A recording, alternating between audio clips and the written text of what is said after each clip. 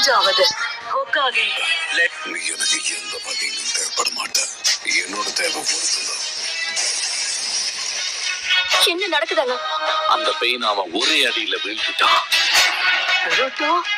நீதான் நருட்டோ உசுமாக்கியா? ஆமா, அது நான் தான் உன் கதையை முடிக்க வந்தவன்.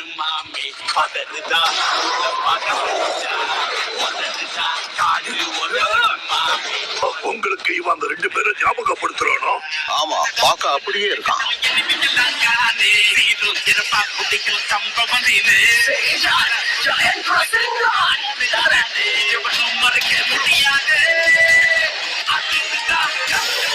என்ன ஜூட்சு அது? இதுக்கு மேல எதுவும் பேசாத.